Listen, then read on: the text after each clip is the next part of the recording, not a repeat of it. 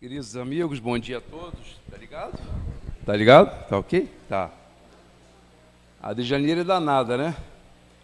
Ela estava emocionada, ela não queria que eu ficasse de fora.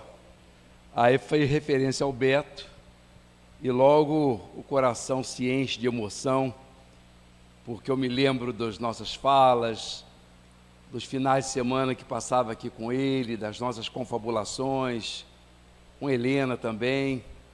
E não há como ver pessoas queridas, lembrar de gente amiga sem se emocionar. Então eu quero aqui agradecer a direção da casa, essa oportunidade de trabalho, essa manhã de reflexão.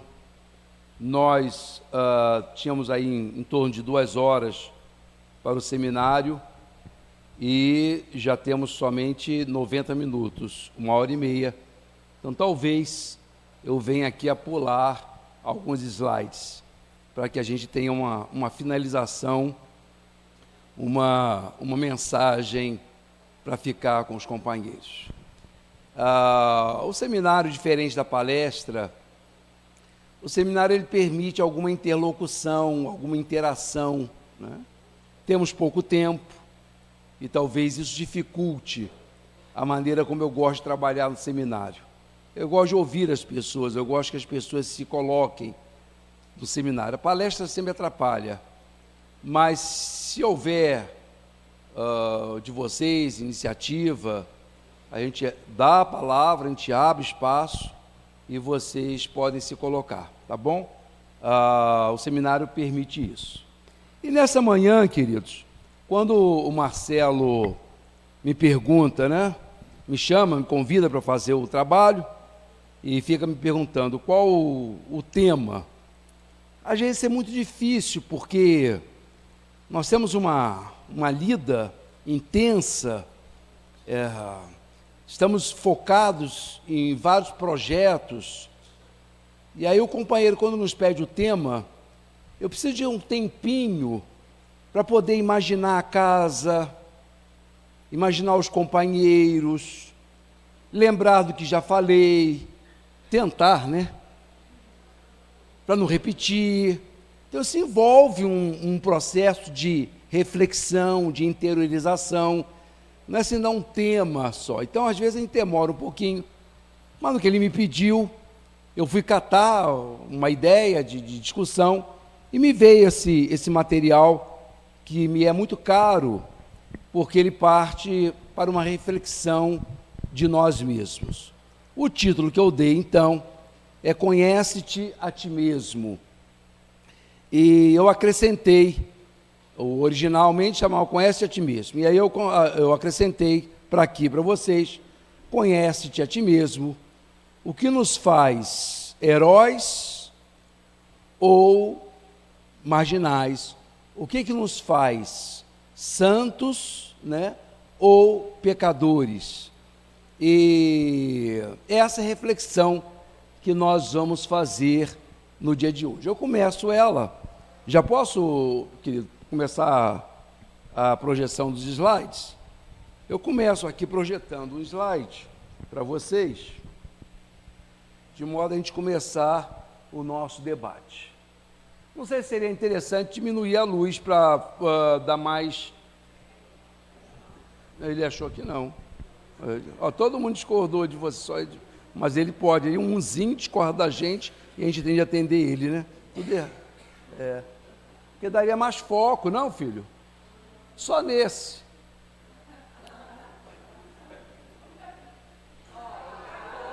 Não sabe pedir, é outra coisa, não é? Queridos, olhem esse quadro, é um quadro de um pintor holandês.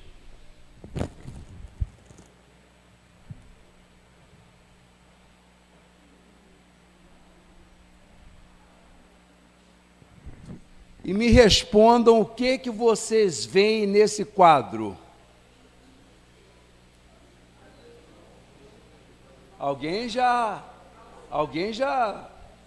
falou aqui.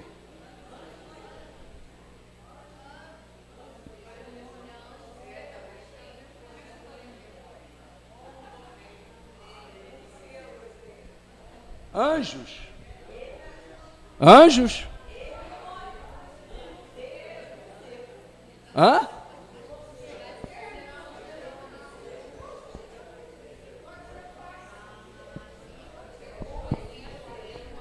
É interessante que ontem eu mostrei esse slide a um amigo, já um senhor disse, o que você vê aqui?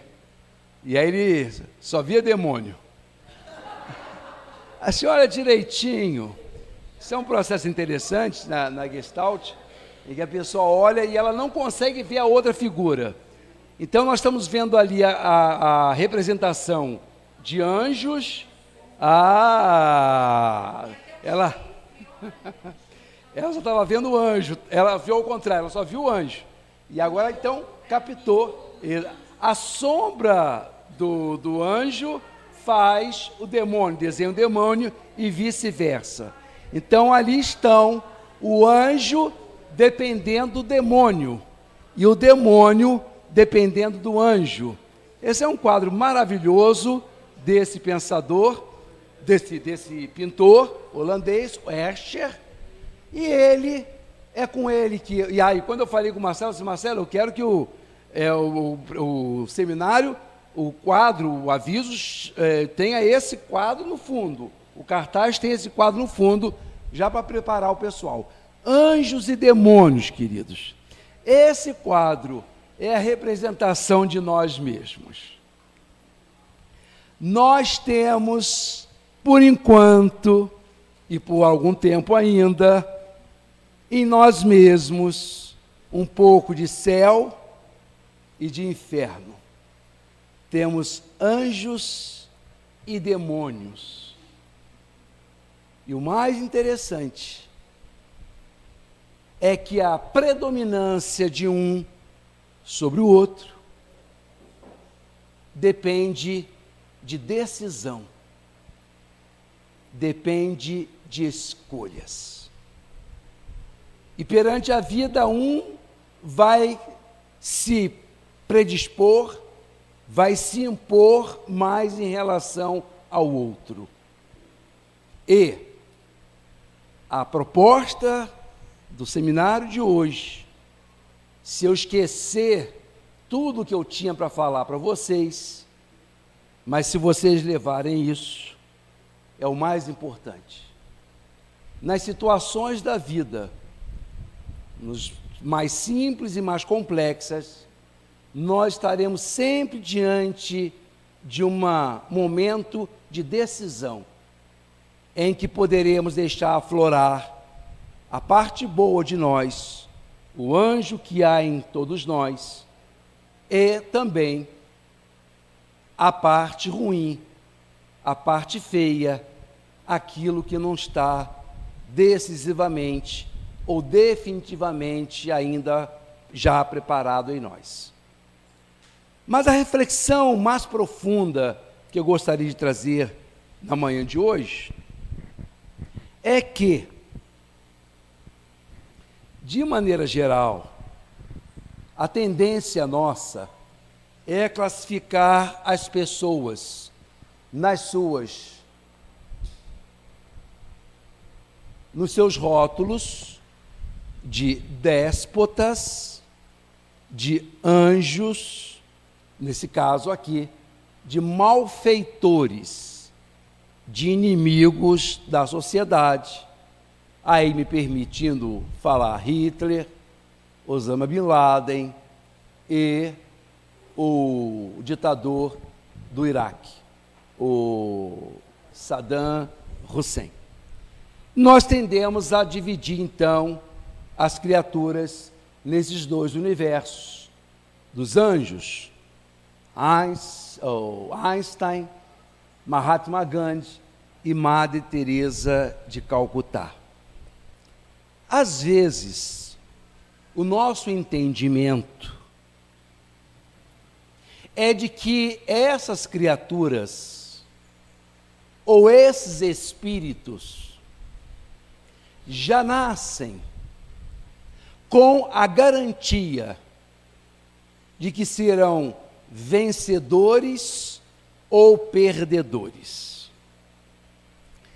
Nós criamos um entendimento, e o meu projeto é aqui refazê-lo de alguma maneira, de que os espíritos de escola que aqui vêm, eles já vêm preparados, sim, e que nas circunstâncias do mundo, essa elevação espiritual que possuem não poderá, não será corrompida, não será diminuída. O raciocínio, ao contrário, também deveria ser verdadeiro, na medida em que pessoas ruins, espíritos imperfeitos, maus, chegando aqui, acabam perpetuando os seus delitos, os seus defeitos. Mas vamos procurar, ao invés dos extremos, dos máximos de santidade e os máximos de maldade, vamos nos ver sem em 8 nem 80. Vamos ficar em nós, criaturas medianas, com possibilidades e carências, e que aqui viemos ao mundo para novas experiências. Há o entendimento de que as pessoas que acertam, elas já vêm assim, então, preparadas para acertar. E as que erram, ao contrário, ou viriam preparadas para errar. O que nós vamos pensar nessa manhã é o elemento circunstancial, ambiental, que pode interferir intensamente sobre as nossas decisões.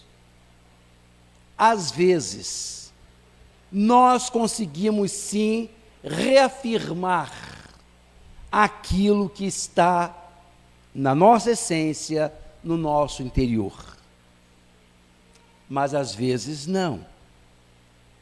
Às vezes o meio, na medida em que ele tem suas influências, sua realidade, ele acaba por nos induzir, sem que não percamos a responsabilidade, é nossa.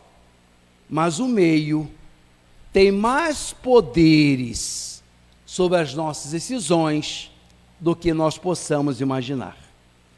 Essa área da psicologia, chamada psicologia psicossocial, ela vem descobrindo esses elementos circunstanciais, esses elementos do meio ambiente, que podem nos levar a acertar mais ou errar mais.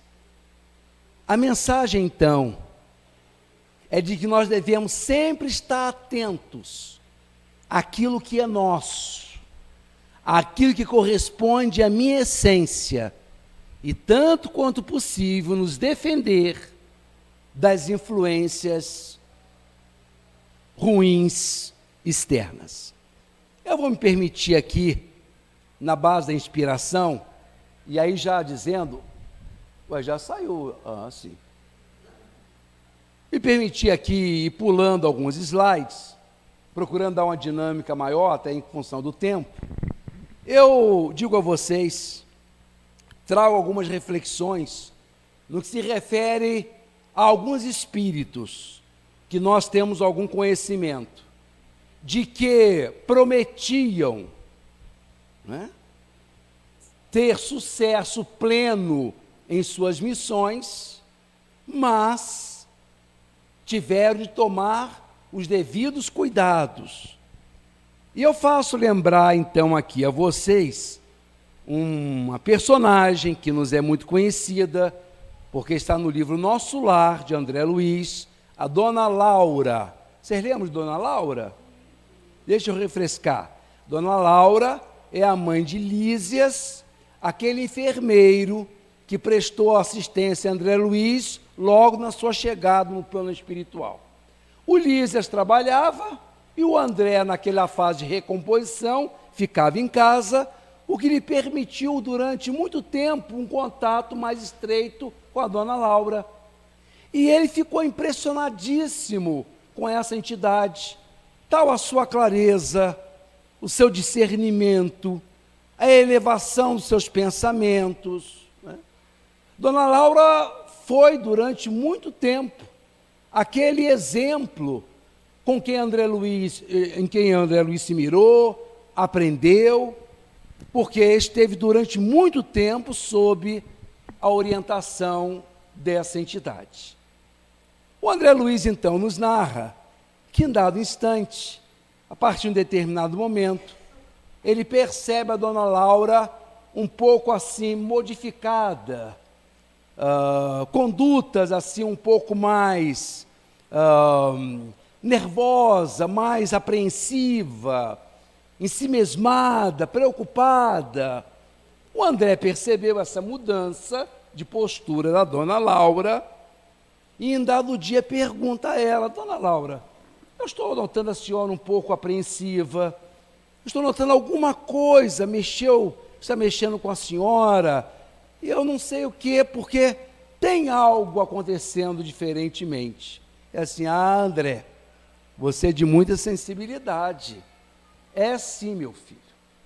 Eu estou devidamente preocupada, muito atenta, porque eu fui informada de que minha próxima encarnação no planeta está programada e eu devo retornar à Terra logo, brevemente. E o André pergunta: mas e o que tem isso? Qual é a razão de tanta apreensão? E ela diz, num processo de autoconhecimento: é que, André, aqui em nosso lar, o ambiente, os companheiros, a energia local nos joga para cima.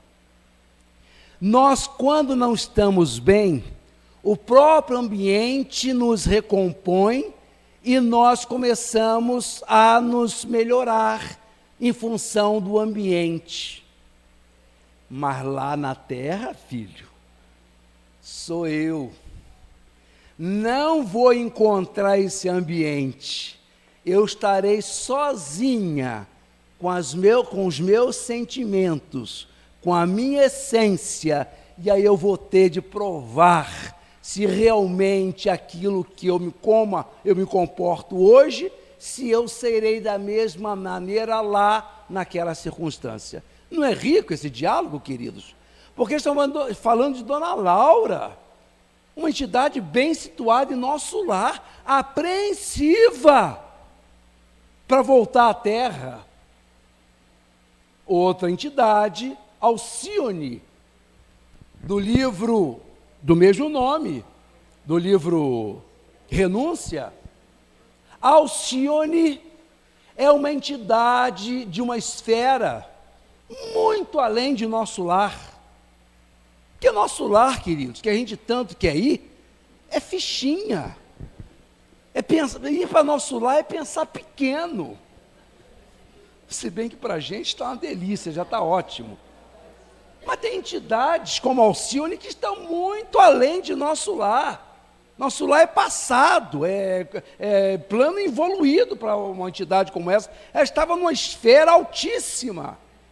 E o Carlos, uma entidade que ela tinha tido um envolvimento no passado, estava dando cambalhotas, estava errando e se confundindo cada vez mais. E ela se propõe a vir ajudar o Carlos. Assim, pois eu vou reencarnar e vou ajudar esse amigo a se recompor espiritualmente. Pois o mentor dela, o amigo dessa falange, dessa esfera que ela estava, adverte a ela: olha lá, hein, Alcione, você está aqui e tudo ajuda, tudo contribui, mas você vai para a terra. E cuidado para que, ao invés de você elevar o Carlos, você não se sinta arrastada pelas complicações, pelas armadilhas do mundo. Então, queridos, essas referências vão nos dando a ideia de que, às vezes, o Espírito não é ele pronto, já estou feito. Não. É aqui no mundo que nós vamos mostrar o que nós somos. Porque se não fosse assim, convenhamos, não precisávamos nem reencarnar. Deus já saberia o que a gente é. Aquele ali é capaz disso, aquela ali é capaz daquilo. Não precisa testar, não precisa reencarnar. Ora, a reencarnação é exatamente o momento de que agora vamos ver. Você aprendeu, se instruiu, se aperfeiçoou, já sabe. Agora, no mundo físico, é que você vai mostrar a que veio, se realmente você tem todo esse patrimônio. Encerrando essas referências, vamos ver outras daqui a pouco, mas eu lembro do Chico Xavier. O Chico recebia amigos, e entre eles tinha sempre um que dizia assim: então, Chico, dizem que você desencarnando, o Emmanuel reencarna. Você vai e ele vem. Então vocês vão se alternar. Você está no plano físico, vai para o plano espiritual, o Emmanuel vem para a Terra. É isso mesmo? Aí aquele jeitão do Chico, mineirão, disse: parece que sim. Dizem que sim. Eu vou e ele vem. E completa: eu só quero ver se ele vai aguentar o tranco. Se Emmanuel vai aguentar o tranco. Porque o tranco, queridos, não é fácil. E nós precisamos muito mais de atenção, de reflexão, para, ao invés de uma encarnação mal sucedida, termos uma encarnação bem sucedida. E isso devemos estar atentos ao ambiente em que nos encontramos. E aqui eu passo a expor algumas fundamentações doutrinárias para isso que estamos conversando. Então, primeiras reflexões: como pessoas boas ou comuns se transformam em pessoas que fazem coisas nocivas e más. Eu tenho frequentado uma casa em que eles só veem aqueles programas em que você espreme e sai sangue. Eu estou ali fazendo uma visita, tenho de ver aquilo. E aí eu fico olhando aquelas cenas, aquelas coisas horríveis, horrorosas. Há pouco tempo, um caso de duas mulheres que se relacionaram, uma delas mata o próprio filho para viver bem com a companheira. Quer dizer, essa moça foi mãe, cuidou do filho 7 anos. Uma pessoa comum, parecida a qualquer um de nós. Em dado instante, toma essa decisão infeliz. Queridos, ao invés de segmentar, ao invés de apartar os grandes luminares e os grandes pecadores, procuremos nos aproximar de ambos, porque é exatamente o reconhecimento de que nós somos pessoas falíveis é que nos leva a ficar atentos para não cair. Quem já se acha o tal tem mais risco de errar, porque é como se a pessoa ligasse o piloto automático e dissesse, não, o que vier, eu sei como resolver. Não. A vida apronta circunstâncias novas, que você tem de elaborar, você tem de refletir, você tem que ter um momento zen com você mesmo, para saber o que é melhor, como eu vou agir da melhor maneira nessa situação. Se a gente deixar na base do impulso, se a gente já achar que a gente pode muito, que a gente já está resolvido, temos grandes possibilidades de errar. Então é exatamente a possibilidade, a humildade de que não somos pessoas prontas ainda, é que faz com que nos mantenhamos em guarda, para que a gente não faça as opções equivocadas. Então, é essa proximidade entre os anjos e os demônios, essa nossa aproximação é que nos faz mais cautelosos, atentos, para não incorrer nos mesmos erros. Vamos ver o que mais que eu botei aqui. E eu acho que eu mexi aqui o... Hein? Acho que eu consertei. Foi. Acho que foi, filho. Foi. Então é isso. Como pessoas boas ou comuns se transformam em pessoas que fazem coisas nocivas ou mais, né? O que faz pessoas procederem erradamente? O que é o mal? Tem essa definição. O mal é tudo o que é prejudicial ou fere, o que concorre para o dano ou a ruína de alguém ou algo, o que é nocivo para a felicidade de outros,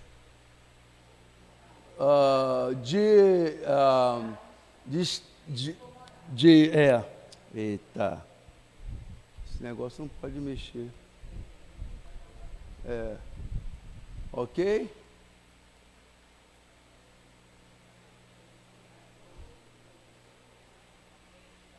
O bem-estar, o amor, né? Isso é o dicionário, é uma definição do mal, tá?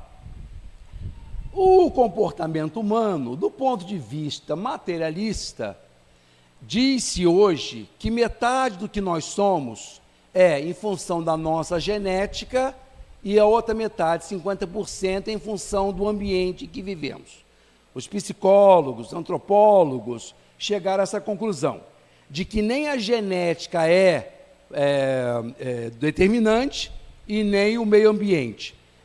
São os dois, metade um que a gente já traz geneticamente, do ponto de vista materialista, e o meio ambiente. Do ponto de vista espiritual, em verdade, nós temos a posição evolutiva do espírito também contribuindo. Então, esse gráfico aqui eu acho muito interessante, porque eu ousadamente digo que ele é a composição da nossa personalidade. O que nós somos, o que é o ser humano, o que cada um de nós é. Nós somos uma porção da influência que a nossa mãe exerceu sobre nós. Então, nós trazemos recursos, elementos que a nossa mãe conseguiu incutir em nós. E essa assimilação da influência do pai e da mãe é em função da afinidade, da simpatia que os espíritos têm. Se nós formos mais simpáticos à nossa mãe, a tendência é ouvi-la, atendê-la, seguir mais os passos, a orientação dela do que o pai, e vice-versa. Então, em nós hoje, existem elementos, influências do nosso pai e da nossa mãe. Estão aqui, mais de um, menos de outro, mas estão presentes em nós. E nós também, existe um elemento do meio ambiente. Nós reproduzimos onde nascemos, os amigos que tivemos na infância, os amigos que temos hoje. Então, o meio ambiente tem um poder extraordinário, porque nós respiramos num contexto social e nos alimentamos dessas influências externas. Mas e nós? Além da influência materna, além da influência paterna, além da influência ambiental, nós também temos aquilo que trazemos de outras vidas, que é o eu. O eu espiritual, quer dizer, aquele amontoado de situações que eu já vivi, e isso está tudo comigo. Então, o que é o Eduardo? O Eduardo, no momento de decisão, ele vai ser um pouco da mãe, um pouco do pai, ou, obviamente, de quem criou, daquilo que ele absorveu do meio em que ele vive e dos ingredientes, dos recursos daquilo que ele traz de outras vidas. Então, eu sou a interseção, eu sou aquele ponto central em que as duas retas se encontram. Naquele ponto ali central, eu sou o Eduardo, um somatório desses 4 elementos. Ok? Alguma dúvida? Alguma colocação? Tempo encerrado. Vocês perguntaram, poxa. Muito democrático, né? Fala. Sim.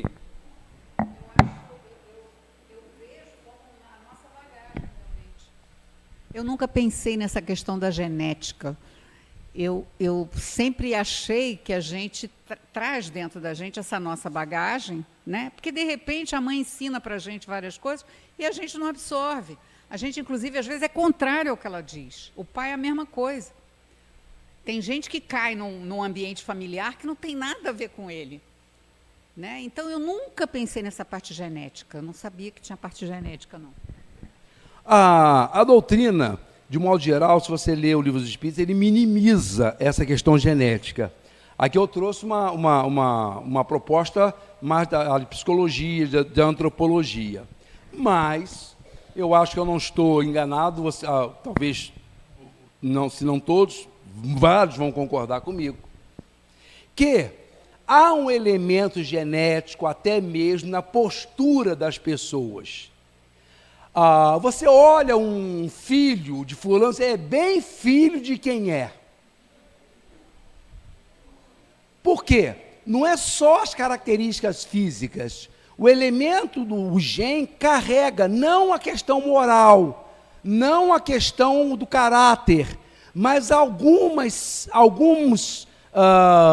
marcas psicológicas a genética traz consigo, e alguns filhos vão mostrar bem de quem são seus pais, e vice-versa. Então, há sim o elemento genético, um elemento social e esse elemento espiritual. E todos esses estarão submetidos a uma circunstância em que deverá agir. Ok? Alguém mais? Alguma colocação?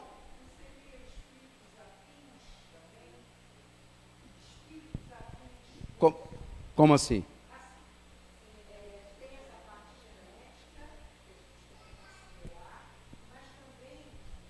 Ah, sim.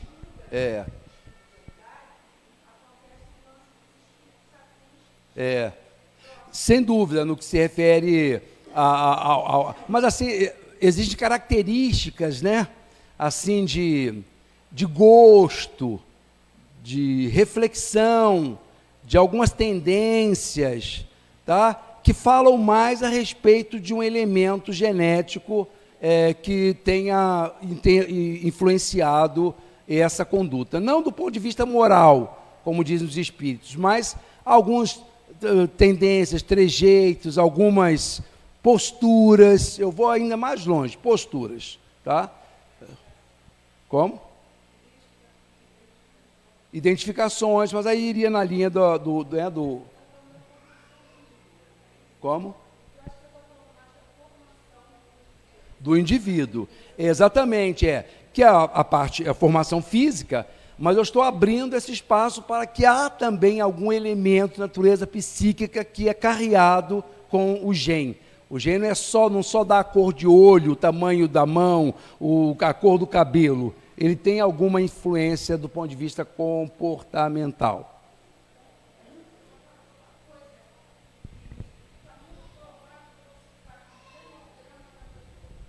Ó.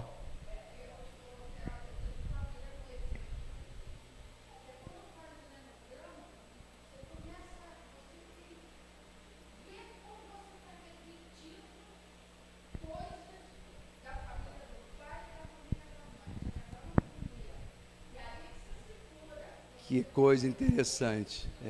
Se eu gosto de seminário, eu aprendo também, tá vendo? Olha só, interessante, né? Isso é visível, né? Chega a inquietar quem está analisando.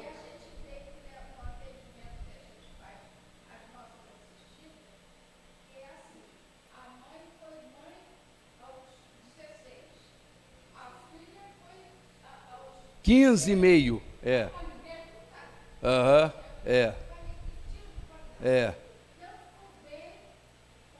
Isso. E posturas, né? Tá.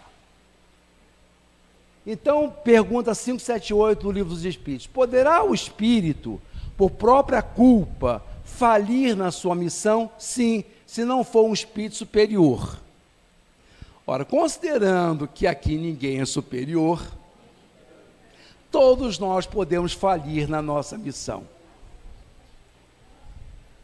851. Há uma fatalidade nos acontecimentos da vida, segundo o sentimento ligado a essa palavra, quer dizer, sentido, tá? Perdão, segundo sentido ligado a essa palavra. Quer dizer, todos os acontecimentos são predeterminados, e nesse caso, em que se torna o livre-arbítrio? Diz os Espíritos.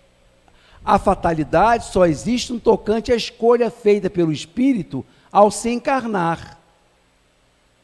Queridos, não está faltando aqui slide, tem de aumentar a tela, porque a última frase não está aparecendo. Não sei se é só abaixar a tela ou a projeção.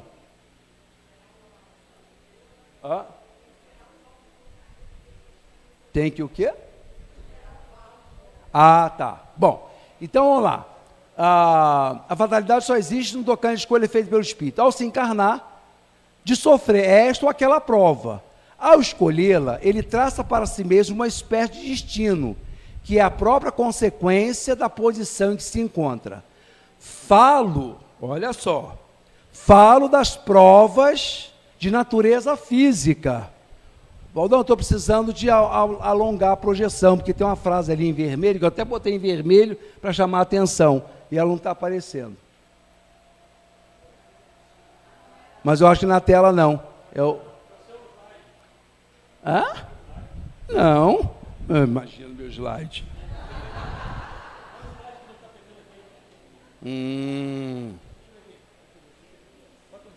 Tá. Então, o que os Espíritos estão falando ali?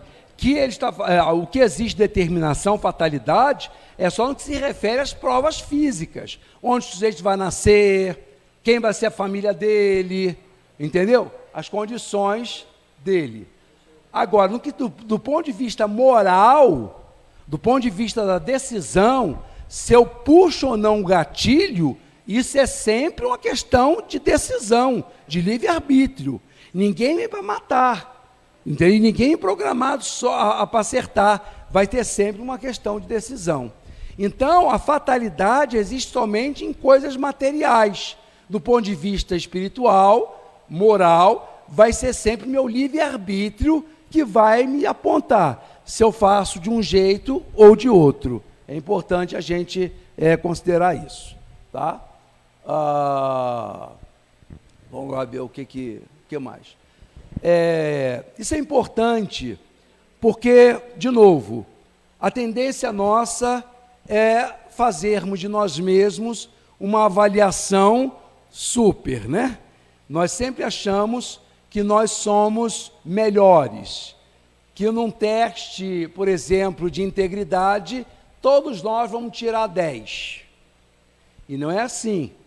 Às vezes, existem circunstâncias em que nós somos expostos e que nós temos uma postura não condizente com a gente mesmo. A gente não corresponde à nossa essência.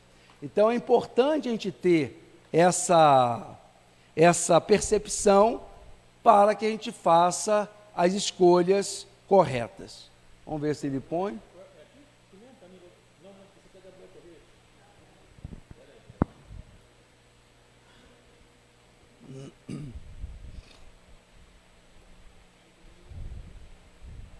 Aí, filho.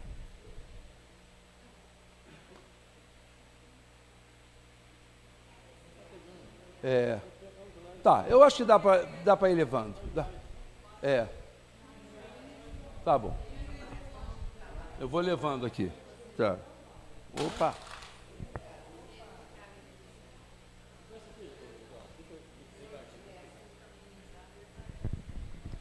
Ah lá, então o caso da Dona Laura, eu já falei. O caso da Alcione. O Emmanuel.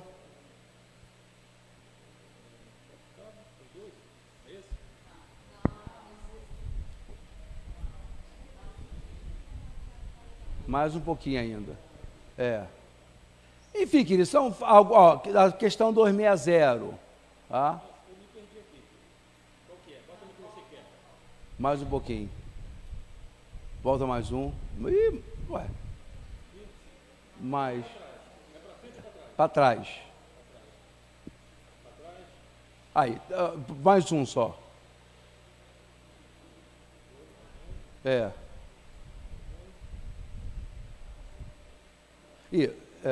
Mais um. Isso, perfeito. Isso, agora vamos nós. Pode ir. Beleza, já foi. Tá bom. Tá jóia. Tá bom. Dá pra gente ler. Dá sim. E até porque eu não vou ler todas, eu disse a vocês, são os fundamentos para a gente atentar como é que a própria codificação fala dessa questão, né? Ó, o homem que comete um assassinato sabe ao escolher a sua existência que se tornará um assassino? Né? Não, sabe apenas que ao escolher uma vida de lutas, terá a possibilidade de matar ou um de seus semelhantes, mas ignora se o fará ou não, porque estará quase sempre nele tomar a deliberação de cometer ou não o crime. Né? Ele tem aptidão a, repetindo as palavras dela. Então, nós temos uma inclinação, nós temos um instinto violento, nós somos agressivos, nós temos uma tendência a cometer delitos, mas é na situação que a gente pode. Aí vem a influência da mãe, a influência do pai, a influência do ambiente, em que a pessoa pode refletir e pensar consigo se faz ou não, se ela toma uma decisão ou não. E aí, se conhecer e buscar essa essência, aquilo que é a sua natureza, e quando eu tenho uma orientação, quando ele tem um instinto ruim, é ele se valer dessas orientações, desse elemento novo, que é o processo de educação, que chegou nele. Então, ele consegue sempre tomar uma decisão certa ou errada, e isso depende dele. Ele não vem programado, não existe fatalidade nas escolhas morais que a gente faz na vida. Existe fatalidade nas condições físicas. A moral será sempre fruto do nosso livre-arbítrio. Vamos ver mais alguma coisa? Ali tem a queda de Otávio, que está no livro Os Mensageiros. Eu não vou ler para vocês. Quem tiver curiosidade, vai lá, porque já estamos aí, eu não sei que horas tem, como é que estamos de horário? 11h10. Vai até meio-dia, né? A Janisa falando que eu posso passar de meio-dia, que ninguém precisa almoçar. Já o desastre de Adelino, isso tudo está ali na introdução, os primeiros capítulos dos Mensageiros de André Luiz. O sujeito vem programado, conhece doutrina, conhece o Evangelho e ainda assim lamenta. Os primeiros capítulos dos Mensageiros são desalentadores. Então, lamenta as quedas, né? A despeito de tudo que ele tem, ele se equivoca, se desorienta. Já falei desses casos, né? Aqui tem a ação 171, que é rapidinha, dá para ler, né? É um comentário de Kardec à questão 171. Diz assim Kardec: não obraria Deus com equidade, né, com igualdade, nem de acordo com a sua bondade, se condenasse para sempre os que talvez hajam encontrado, oriundos do próprio meio onde foram colocados, e alheios à vontade que os animava, obstáculos ao seu melhoramento. Olha, isso aí está fundamentando a reencarnação. A reencarnação vem exatamente dar uma condição nova àquela pessoa que foi colocada no meio que, alheiamente à sua vontade, não obteve as condições para expressar o melhor de si.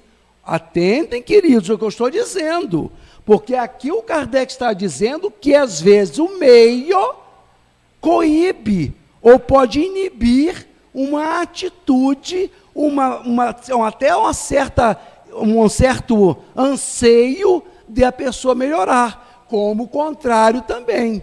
Então, eu estou aqui trazendo esses elementos para mostrar como é que essa área da psicologia social, como é que nós somos, sim, influenciados pelas circunstâncias, pelo ambiente, e por isso mesmo temos de estar atentos, tá? Na erraticidade, o espírito progride, pode melhorar-se muito, tais sejam a vontade e o desejo que tenha de consegui-lo. Todavia, na existência corporal é que põe em prática as ideias que adquiriu. Então é aqui que ele vai cumprir, vai continuar ou não. E aí vem, queridos, algumas considerações, tá? E aí eu começo assim a pensar, né? Em que medida somos criaturas da situação, da multidão, né? O que fala mais por nós? Será que é sempre a minha tendência, a minha essência, o que eu sou? Ou se as circunstâncias têm poder sobre mim, né? Até que ponto nós somos Maria vai com as outras? Ou até que ponto nós somos nós mesmos? Porque vejam, que em termos de espírito, na sua evolução, ele não pode ser nem um Maria com as outras, como também não pode ser um cheio de si. Porque se a pessoa for cheia de si, ela fica bloqueada à interferência dos outros. Ela não precisa de mais ninguém. Eu sei o que eu devo fazer, eu não tenho nada que aprender com ninguém, porque eu sou o que sou. Se ela é uma Maria vai com as outras, ela perde a sua essência e vai ser sempre o que a circunstância exige. Qual é o sonho de consumo dos pais para com os filhos? Tem gente que atrapalha o nosso seminário, fala tudo certo, aí exatamente, um meio termo. Não, imagina, é um meio termo. Quer dizer, o sonho de consumo dos pais é o filho, sim, ser permeável às boas influências, porque se ele não for permeável, ele não aprende. O processo educativo já começa falido, porque ele não abre para nada. Porque qual é o desafio, às vezes, do pai? É chegar ao filho, chegar à filha. Porque enquanto ele fica no mundo dele isolado, ele fica impermeável à influência de vocês. O que a gente busca é criar uma maneira de chegar lá dentro dele, para fazer uma modificação para melhor. Então, ele só faz isso se ele tiver permeável, se ele tiver poros para interagir e receber boa influência. Porém, ele não pode ser totalmente permeável, porque senão ele deixa de ser ele mesmo. No ambiente em que todos os seus coleguinhas estão usando uma droga ilícita, o que nós, como pais, gostaríamos de ter? É o filho que não precisa abrir mão dessas pessoas, porque gosta delas, mas não precisa fazer tudo o que elas fazem. É você estar num carro, numa noite chuvosa, em que você está de carona, todos os seus coleguinhas estão fumando, tragando um cigarrinho de maconha, e os quadros, mas você não vai usar? Que careta! Quer dizer, o sonho de consumo é o filho assim, sim, eu sou careta. E é isso. Se quiser me aceitar, assim, bem. Se não, não está bem. Quer dizer, então, é essa a percepção de que nós temos de estar abertos para o bem, porque senão a gente não evolui, e ao mesmo tempo sedimentado as coisas boas para continuar o processo evolutivo. Tá bom? Vamos lá, vamos ver o que a gente consegue mais adiantar, né? Nós vivemos numa circunstância em que nós somos conduzidos por algumas referências de comportamento. Então, eu não dei comando.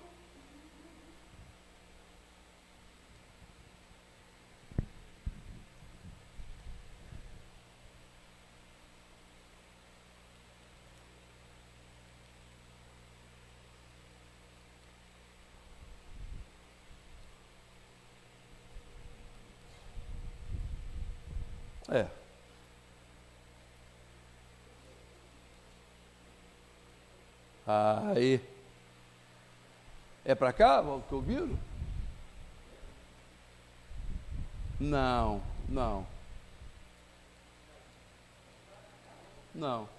Desgovernou tudo. Não.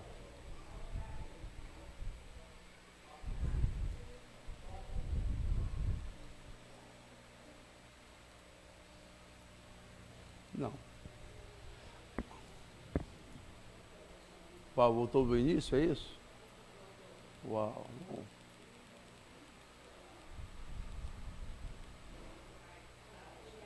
Não. Eu estou adorando, está todo mundo participando, todo mundo vibrando, viu? Aí, vai, não, chega, para trás, ótimo. Bom, isso. Situações familiares. Quer dizer, quem nós somos? O que realmente nós podemos assegurar que é nosso, que nós temos? A reflexão que a gente faz é de que nós vivemos situações familiares. O que eu chamo de situações familiares? A gente mora numa casa, conhece determinadas pessoas, paga conta, tira férias, né? Temos um estilo, um meio de vida padrão, em que as pessoas, de alguma forma, estão acostumadas a nos ver assim, né? Nós estamos submetidos a regras, um regramento social. A gente não pode quebrar essas regras, e nós conhecemos essas regras. Ela conduz a nossa postura. Pessoas, né? Pessoas significativas. Nós, de alguma forma, cobramos de nós posturas, porque não queremos que pessoas que são importantes para nós venham a deparar-se com um lado feio, uma coisa errada minha. De modo que o outro, que é significativo para mim, ele impõe a mim mesmo alguma postura, né, de comportamento. O meu medo de decepcionar. Se a gente tem, fulano é assim. Se a pessoa tem uma postura totalmente errada, assim, opa, o que é isso? Então vejam que nós vivemos em determinada situação em que o regramento, as pessoas, o meio, nos leva a conduzirmos-nos dessa maneira. Como? Nós somos isso. Temos pessoas que nos conhecem, né? Então elas são importantes. As regras sociais de comportamento, né? Então, um exemplo. Esse final de semana eu viajei e foi uma cidade, tem um bairro muito bonito. Tinha encontrado com os amigos, né? E eu gosto muito de olhar para dentro da casa das pessoas. Se vocês falarem para alguém isso, eu processo todo mundo. Eu fico curioso, às vezes estou andando no trem, lá central, aqueles barracos, aquelas coisas, aí eu olho para ver como é que a pessoa põe o guarda-roupa, o que tem em cima do guarda-roupa dela e coisa. E ali não, era um bairro muito bonito, eu fui andando, né? E os amigos foram pegar o carro, eu fui andando a pé, e aí andando, e daquele jeito, né? As casas diziam, aí eles passaram, aí olhando para dentro da casa dos outros, opa! E tal, quer dizer, isso é o mínimo, né? É o mínimo. Mas, peraí, eu não queria que ele visse que eu estava olhando para a casa dos outros. Esses freios faz com que a gente tenha determinadas posturas, padrão, um comportamento, né? Mas o que somos nós se esses elementos faltarem? Se ninguém estiver vendo, se as regras forem frouxas, vivemos num local em que determinada coisa é proibida e vamos para um local que aquilo é permitido. O que nós fazemos? Será que nós vamos repetir aquele regramento, aquela postura, ou vamos na queda repetir, fazer o que é permitido? Estão entendendo a minha reflexão? Se vocês estão entendendo, vocês vão me dar um exemplo. Hoje em dia, nesse atual momento da nossa história, qual é um ambiente em que às vezes revela de nós mais do que nós conhecemos? Trânsito é uma boa, gostei do trânsito, não tinha pensado no trânsito não, mas vou explorar o trânsito. O trânsito é um elemento, um ambiente muito interessante, porque o trânsito, você está ali no carro, sozinho, você não conhece ninguém, não é? Você está sozinho, então você às vezes tem uma postura boa, equilibrada, mas aí você está na faixa da esquerda, porque você se distraiu, e vem um sujeito apressado, cola o carro na traseira do nosso, e começa a piscar e pressionar, né? E como nós somos pessoas evangelizadas, pessoas muito boas, o que a gente faz? A gente tira o carro da esquerda, com bondade, né, com um espírito bom, sai para a direita, e quando ele passa, você vai, querido, desculpa. Não é assim que a gente faz? Duvido, querido, duvido. O mínimo que a gente tem vontade de fazer, o que é?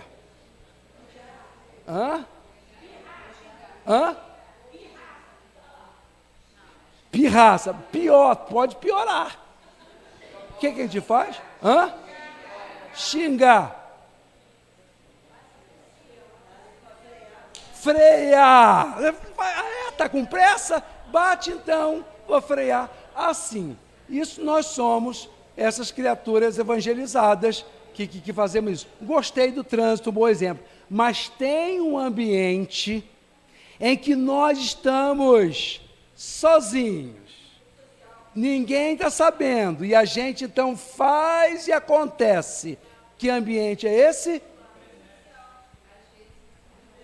Internet. A internet às vezes revela de nós mais do que a gente conhece, porque ali não tem ninguém vendo, ninguém observando, as regras não são rígidas, a gente pode escapar. Então, o que que nós somos de verdade, né? O que que nós... Olha, eu botei meu equipamento. Aqui em cima? Por isso que eu gosto de falar, gente, de palestra. Não gosto de seminário não, de janeiro. Fica dependente desses negócios. Então, é isso. A gente... O que que nós somos? Quando nós vamos de férias para um local que ninguém conhece a gente. Fomos transferidos para uma cidade, um país que ninguém conhece. E aí? Quem você vai ser? Aquela pessoa que os seus amigos viam ou você vai...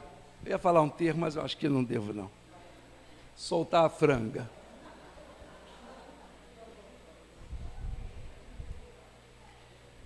É possível um povo dotado de rígidos padrões de conduta, moral, com forte base religiosa e predominância mundial na filosofia e na música erudita, se acomplicie com um governo de loucos assassinos? Quer dizer, é possível existir nesse mundo uma nação que é religiosa, que é culta, que é cientificamente preparada, quer dizer, tem tudo para dar certo. É possível essa nação ser conivente com um regime totalitário assassino? Exemplo, a Alemanha nazista. Ali é um ambiente, é um país religioso, é ali que nasce o protestantismo, referência do Evangelho, referência de Jesus, não faltava. Erudição, cultura, filosofia, arte, todos os elementos a favor do indivíduo tinha ali. E ainda assim não impediu. É claro que nem todos os alemães adotaram o nazismo, mas a grande maioria da população foi conivente, aceitou, estimulou e achou que aquilo tudo estava certo. Esses exemplos nos faz nós estarmos cautelosos, porque, assim como eles, nada impede que nós repitamos os mesmos erros, os mesmos equívocos. É isso que nós temos de estar atentos. Nós temos uma situação, imaginemos assim, que nós estamos numa repartição lá do nosso trabalho, e a turma, os colegas, começam a implicar, a zombar de um outro colega nosso. Ah, que o sapato dele está velho, está gasto, a gravata, o nó está mal feito, que o cabelo dele é ruim, que o terno dele está gasto. Nós estamos ali, vendo aquela cena. Ela não condiz com a gente, porque até um determinado momento, a brincadeira era até leve, era até compreensível, na base da zoação, na base da brincadeira. Mas daqui a pouco os colegas começam a extrapolar. Aí a falar de cabelo ruim, de que o dente, começa a ir para um lado de agressividade, põe o outro na berlinda. Hoje chama-se de bullying, mas o fenômeno, seja lá o que for, é alguém, né, colocando o outro numa posição de exposição, de ridículo, e vai aprofundando, né? Nós podemos não compartilhar, porque achamos que está demais. Mas, às vezes, nós não temos a coragem de dizer, parem com isso, porque não queremos nos expor com o medo de que a coisa vire para nós. Então a gente não participa, mas ao mesmo tempo a gente não se manifesta contrariamente. Então, de alguma maneira, estamos conivindo e piorando a situação, porque talvez tivesse alguém ali que dizia: "Oh, espera aí, já foi demais?" A isso, os espíritos, na questão 932 do Livro dos Espíritos, chamam de mal da inação. É quando você está vendo ele acontecer e nada faz. Então você toma participação. Então ele diz: o mal é ousado, é petulante, ele se impõe, o bem é tímido, o bem se acovarda. Então a gente não se coloca e deixa aquela situação perdurar durante algum tempo. Você queria colocar?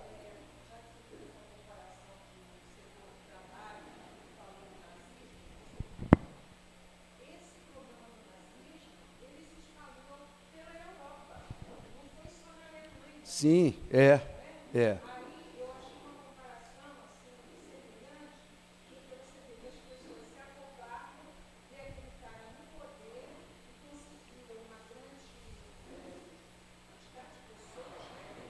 Isso, é.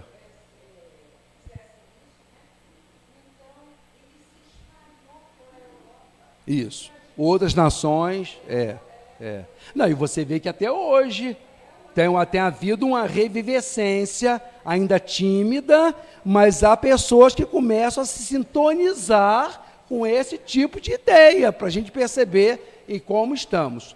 Há um experimento muito interessante, e foi daí que eu tirei esse trabalho para expor para vocês, é de um psicólogo americano chamado Philip Zimbardo.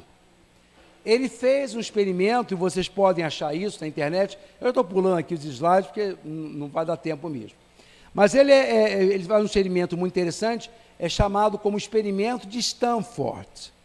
Ele, professor de psicologia, ele fez um experimento com seus alunos de psicologia. Ele está na Universidade de Stanford, uma das universidades mais caras, mais bem reputada dos Estados Unidos. Então, era só filhos de gente educada, gente que tinha boa formação, de alta faixa social. O experimento do Philip Zimbardo se construiu no seguinte: dividir a turma entre um grupo que passou a representar os detentos, os marginais de um presídio, e a outra parte da turma passou a representar os guardas, os mantenedores da ordem dentro daquele presídio. Então ele pegou a turma e disse: ó, do lado de cá, bandido, do lado de cá, soldado, policial. E criou no subsolo da universidade um ambiente e deixou esses dois grupos lá se relacionarem, conviverem. Aconteceu, queridos, que aquele grupo dito, que se foi definido como guarda, como soldado, eles se intitularam, se rotularam de tal forma em mantenedores da ordem, que começaram a impor castigos inimagináveis aos colegas que assumiram a posição de bandidos. Então, eles faziam coisas terríveis. Assim, impunham sofrimentos, constrangimentos, tipo, um dia de neve, um dia extremo, menos 10 graus, eles faziam os colegas ficarem nus e irem ficar durante um longo tempo debaixo da neve. O experimento de Stanford foi pensado para durar 3 ou 4 semanas e durou 1 semana apenas, sob risco dos alunos ditos guardas só porque no rótulo eram guardas, matarem um ou mais amigos tidos por convenção, por rótulo, como bandidos. Então vejam como que o rótulo, às vezes, exerce um processo danoso, porque você se sente um mantenedor da lei, então eu sou a lei, eu ordeno, eu mando e vocês fazem. E aqueles, e eram todos alunos, quer dizer, o grupo que era prisioneiro podia alternar e virar soldado, porque ali eram todos da mesma condição, mas assumiram essa postura. O mais interessante não é isso ainda. Essa dicotomia, essa polaridade entre prisioneiros e soldados.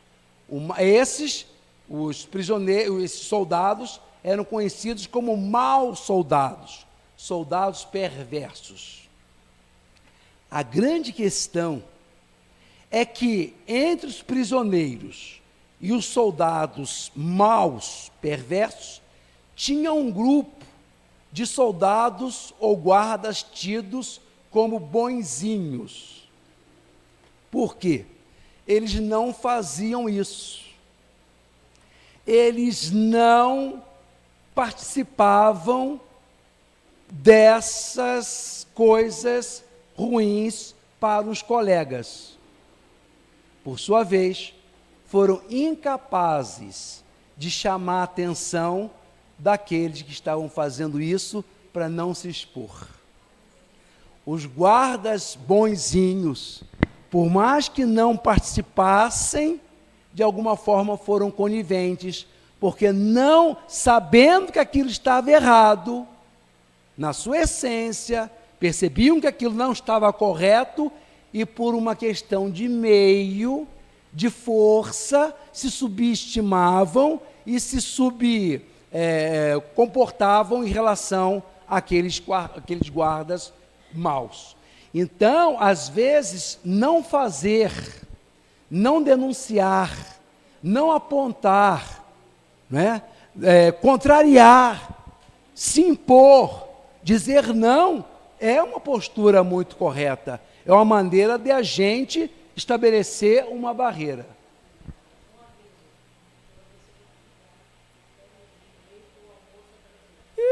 Queridos, o almoço atrasou, então pede a cozinha que a gente vá até 12:30, pelo menos.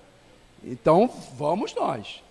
Esse experimento, então, revelou, né, que, às vezes, nós não somos os protagonistas do mal, mas, de alguma forma, somos partícipes, na medida em que a gente também não toma nenhuma decisão para contrapor. É o quem cala, consente e participa desse processo. Vamos ver o que eu botei mais. Então, é isso, a Alemanha nazista é um exemplo.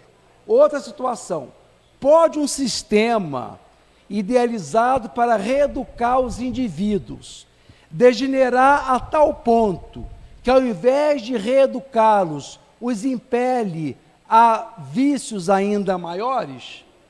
É possível isso?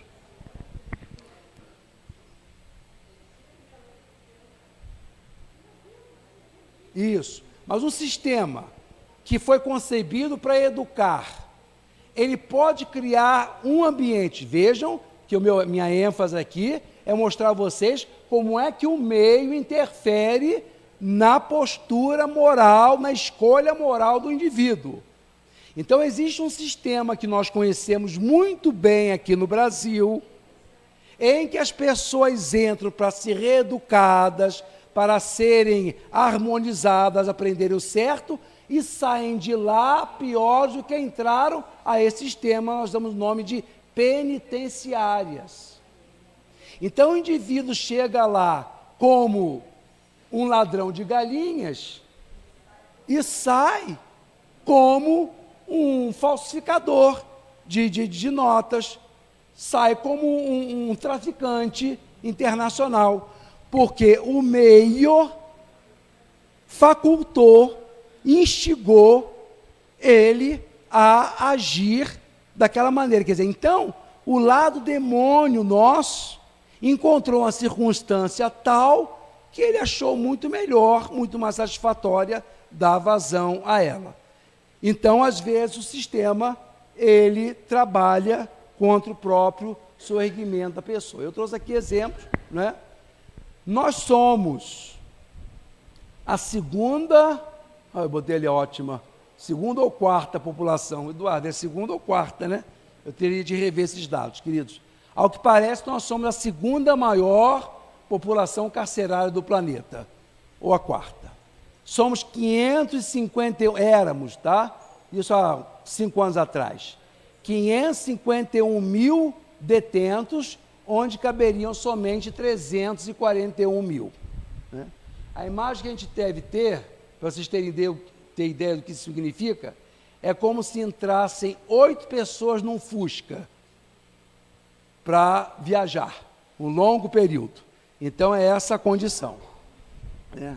Celas sem cama, uns sobre os outros, poços de urina, fezes espalhadas. Na cela de disciplina vivem nus, sem colchão, sem banho, sem água para beber. Quer dizer, como é que essa condição subhumana pode apontar para o indivíduo que ele deve respeitar o sistema ou a ordem, se ele está sendo exposto àquela condição tão degradante? Há um estudo, aí há um quadro, umas fotos lá da condição.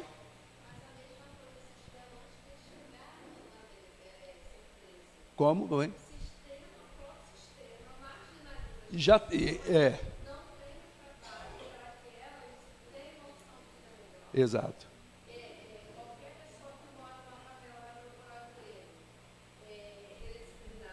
Isso.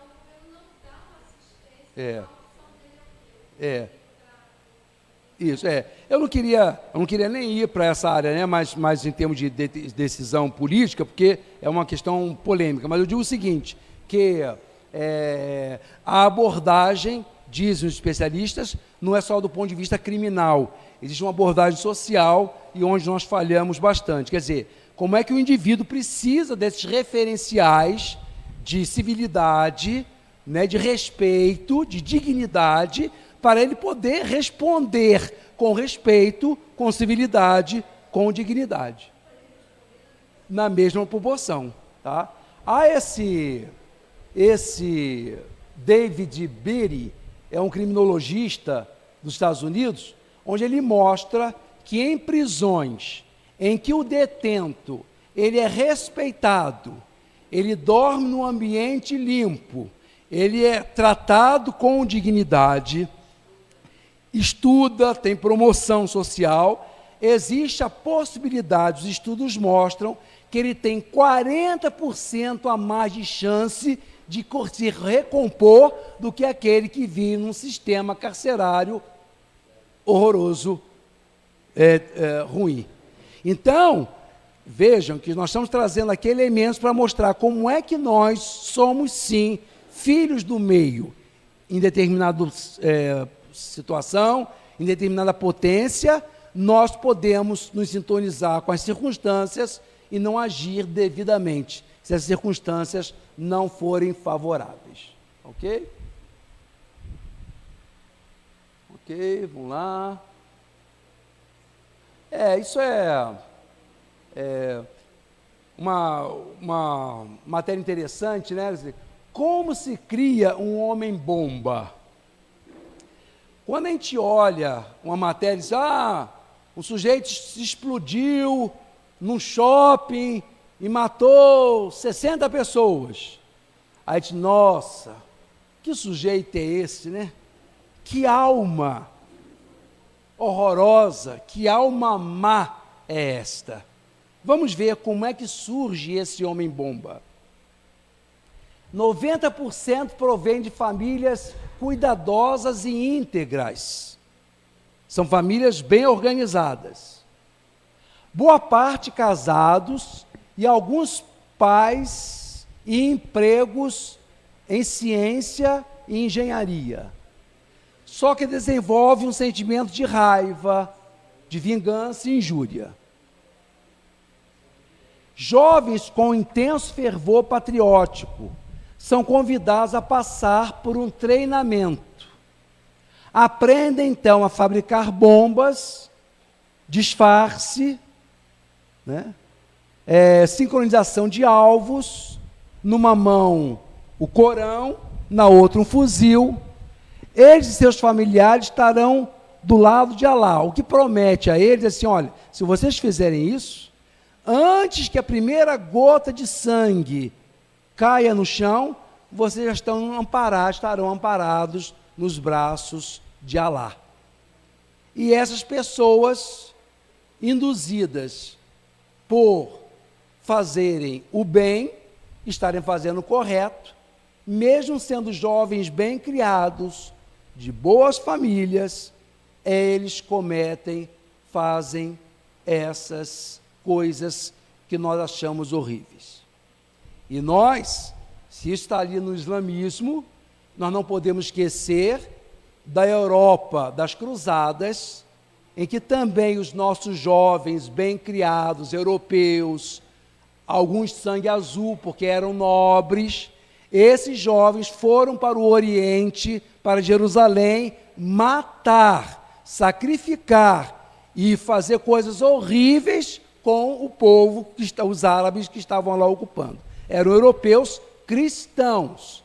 Então vamos percebendo que não é a questão de religião, não é uma questão de conteúdo teórico, é uma questão que envolve mais uma postura da pessoa, uma decisão, sendo ela dessa religião ou de outra religião.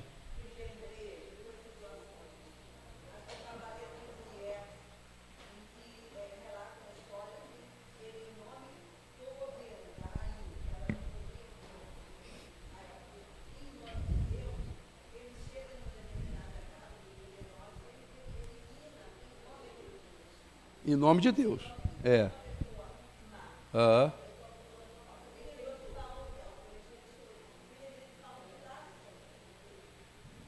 De Paulo, Estava pensando, estava fazendo o correto.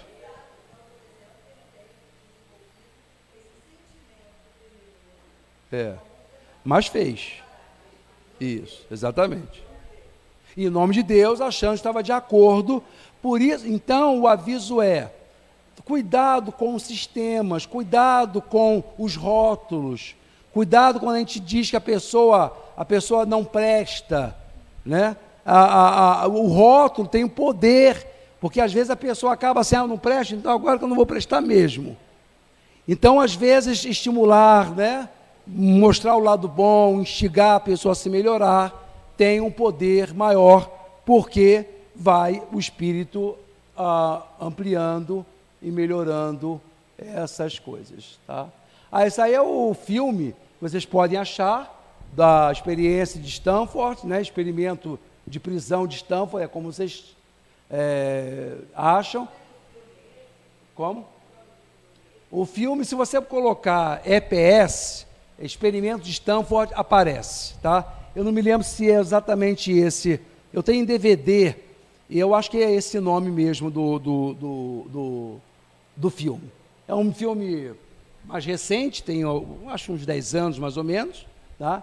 E ele retrata a experiência que foi feita na década de 70. E aqui tem as fotos do original, dos estudantes da década de 70, ali alguns bandidos, tidos como bandidos, fora da lei, e os outros como guardas, e impondo suas regras muito além, né, do que era previsto.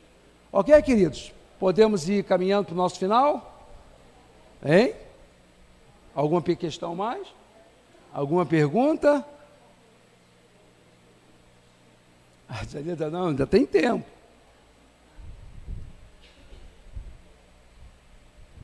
Então, assim, alguns conselhos, né, para a gente, assim, se livrar da gente mesmo. Alguns conselhos para que o anjo se sobreponha, pelo menos boa parte das vezes, do que o lado ruim, né? Nós vamos ter muita coisa a acertar na vida maior. Mas se a gente puder pelo menos não ir de zero, não é não, Janeira? Não ir assim, totalmente derrotado, já está bom. Então, existem algumas posturas que a gente pode ter perante a vida. Falei aqui, esteja atento às circunstâncias novas, né? Aquilo que você não tem uma regra moral definida para agir, né? Está diante, por exemplo, de um caso de discriminação por uma conduta, por uma escolha, por uma decisão sexual. Como é que ele se comporta? Da maneira como alguns elementos da sociedade faz, ou nós assumimos uma postura mais condizente, mais espiritualizada, mais evangélica? Então, quer dizer, nós não estamos prontos. Não confiemos na nossa sapiência eterna e universal, porque nós não a temos. Então temos de refletir. Será que se eu fizer assim é pior ou melhor? Será que eu vou estar de acordo comigo mesmo ou não? Então primeira questão, estejamos atentos às circunstâncias para ver a melhor maneira de agir. Segundo, assuma que errou. Às vezes nós temos uma decisão, tomamos um caminho que para nós é o certo, para nós é o correto. Essa semana mesmo passei discutindo com a diretoria do Aureliano uma questão e fui defendendo uma posição. A gente faz isso na vida porque a gente acredita que estamos certos. Mas se ao cabo do processo mostrar que nós estamos errados, a gente vai e usa as palavras mágicas. Oh, desculpa, eu errei, né? Me perdoa. Quer dizer, reconhecer que erra é um antídoto, queridos, para impedir que erremos de novo. Porque quando você joga para debaixo do tapete, você não se dá conta, então você vai jogando por debaixo do tapete seus erros. Então, quando você pede desculpa, pedir desculpa não é uma coisa agradável, queridos. Pedir perdão não é coisa boa. Eu odeio pedir desculpas. Se eu pudesse, não pedia desculpas. Mas o dever moral me impõe que, se eu reconheci que eu estou errado, eu tenho de pedir desculpas, sim, porque é o certo que é para fazer. Então, admitir que errou, não jogar para debaixo do tapete, porque senão você nunca se constrói, você nunca se refaz. Sejamos responsáveis. Não deleguemos a outra. Eu fiz porque naquelas circunstâncias eu não tinha outra opção. Foi assim que o carrasco nazista Adolf Eichmann matou milhões e milhões de judeus. Dizendo, ela estava cumprindo ordens. E como é que você vai cumprir uma ordem errada? Não, peraí, isso eu não faço, passou do meu limite. Ok? Então, pedir perdão, reconhecer que errou, esteja atento, seja responsável, são alguns elementos que nos impedem, às vezes, de errar mais. Tá? É isso.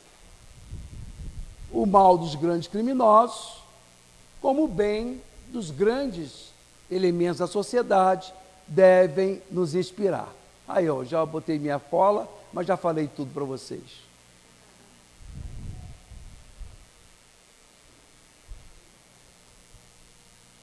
A grande questão, como eu disse, é que ser anjo ou demônio é uma questão de decisão.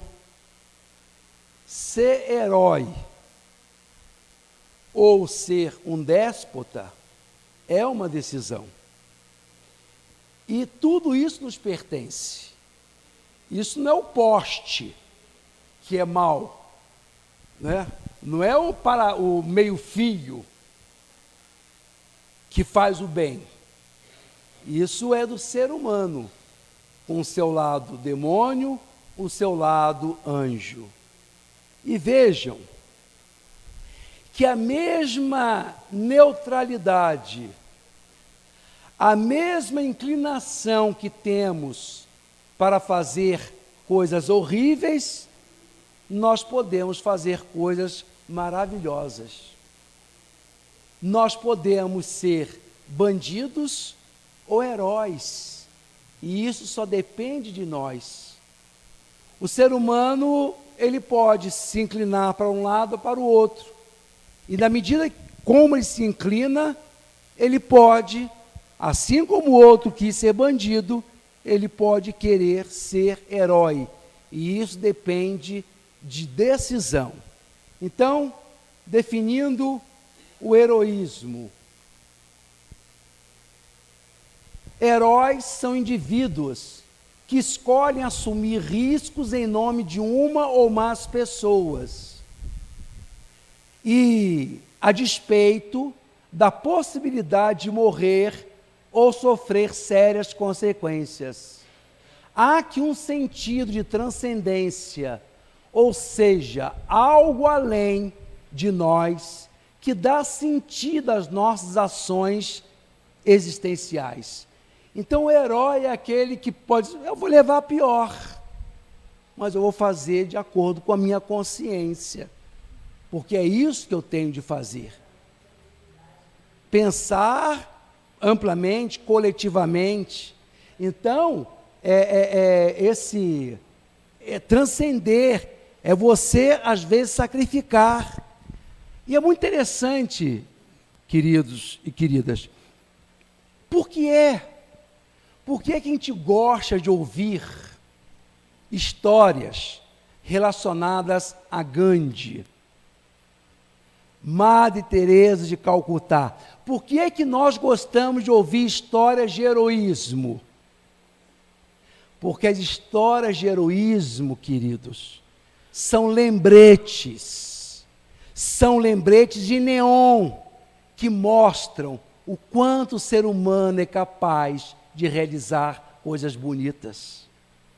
Os heróis são pessoas que inspiram, e nós gostamos tanto de ouvir essas histórias, porque elas provam a nós mesmos que nós somos capazes, porque aquelas pessoas eram comuns como nós, e fizeram a escolha correta e se transformaram em heróis.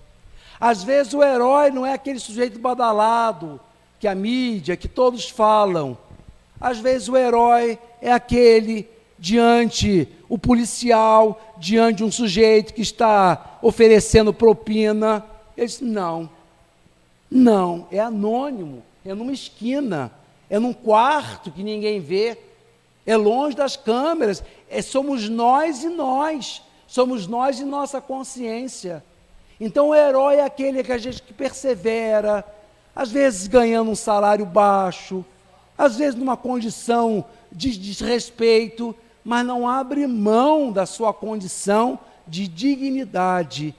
E, queridos, assim como ser um déspota é neutro, ser bons, ser santos também depende de nós. Então o heroísmo, ele instiga, ele nos mostra o quanto nós podemos, o quanto o ser humano é capaz de, quando ele decide fazer o bem, ele deslumbra, ele encanta, porque tudo isso faz parte de nós. Fechando o nosso encontro dessa manhã, eu faço lembrar a vocês aquele episódio extraordinário ocorrido no cenáculo, na quinta-feira, véspera da sexta-feira da Paixão. Jesus reúne seus companheiros mais queridos, mais amados, seus 12 discípulos ali no cenáculo. Jesus está se despedindo. Durante longo tempo, não verão mais Jesus, porque a partir daquela noite, ele vai ser entregue às autoridades, vai cumprir a sua via sacra e vai para a região que lhe é própria, e os discípulos demandarão algum tempo ainda para encontrar-se com o Mestre. Jesus reúne os seus mais próximos, os seus mais queridos do coração, e porque são meio que como familiares, se propõe a dizer, a dar uma imagem ainda pálida do que haveria de lhe acontecer nas próximas horas. Então Jesus começa a pintar os seus sofrimentos, as angústias, os seus padecimentos, e isso de uma forma bem diluída, mas como que para avisar aos seus queridos que ele sabia bem o que estava para lhe acontecer. E Pedro, eu adoro Pedro, porque Pedro representa a gente junto a Jesus. Eu acho que Pedro é a gente lá diante de Jesus. Se a gente quiser ter curiosidade, para a gente saber como é que a gente se comportaria diante de Jesus, olha Pedro. Pedro é a gente lá diante de Jesus.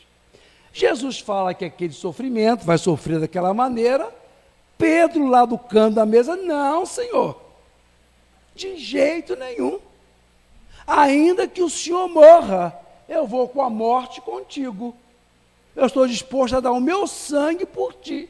Se preciso for, eu morro contigo, mas isso não acontecerá com o Senhor. Jesus conhece a gente, queridos. Jesus conhece a gente. Olhou para Pedro e disse, Pedro, essa noite, antes que o galo cante, querido, você vai me negar 3 vezes.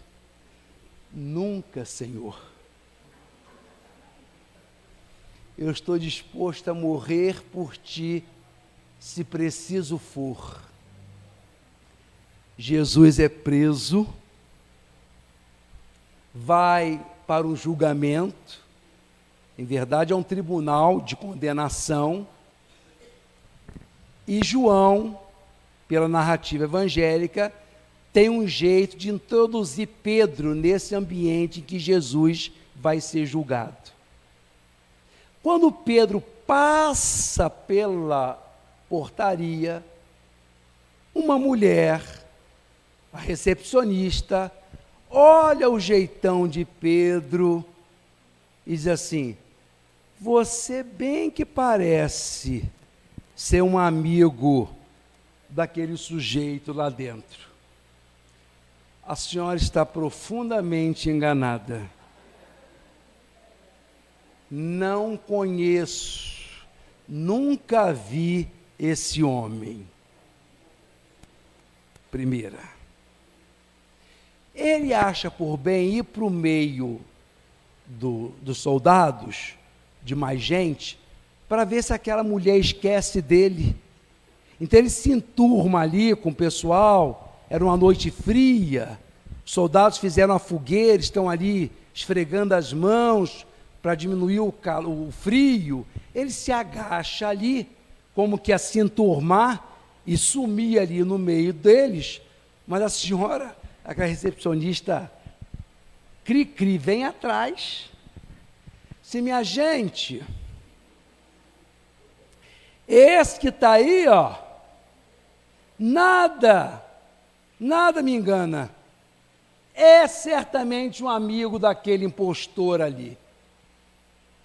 E Pedro, então, eu já disse, não conheço, nunca vi esse homem. Os soldados que estão à volta dizem, mas olha, você agora falou e vimos que o seu sotaque é galileu. Você bem que parece ser mesmo um colaborador dele. E Pedro, então, pela 3ª vez, já disse que não conheço, nunca vi esse homem, o galo canta. Ele acaba a frase, o galo canta. E Jesus olha para Pedro. Jesus olha para Pedro. E o Evangelho diz que Jesus não falou nada. Jesus ficou quieto. Queridos, eu acho, isso é eu pensando, eu acho que Jesus, olhando para Pedro em silêncio, estava dizendo assim: eu sei, Pedro, como é o ser humano. Ele às vezes pensa que pode mais do que verdadeiramente pode. Eu te entendo, meu filho. Eu sei que as coisas são assim. Então Jesus conhece a todos nós. Jesus sabe das nossas possibilidades, das nossas dificuldades, mas Ele espera que nós façamos o melhor, que diante da situação crítica, que possamos avaliar tudo que temos, tudo que somos e fazer a escolha certa. Durante a minha infância, havia um super-herói, que alguns aqui vão se lembrar, era o Super-Homem. Vocês lembram do Super-Homem? O Super-Homem era o senhor Clark Kent, lembra? Disfarçado, usava aquele óculos, terno, disfarçado. E quando surgia a situação, limite, ele abria o peito e vinha o símbolo do super-homem, e ele então fazia justiça. Queridos e queridas, nós não somos Clark Kents, nós não somos super-homens, nem super-mulheres. Nós somos humanos. E diante da situação, nós haveremos de decidir se vamos nos comportar como anjos ou demônios. É na hora que a gente vai mostrar a que veio. Diz o Evangelho, que brilhe a vossa luz. É o que eu desejo a vocês, que brilhe a nossa luz. Muita paz.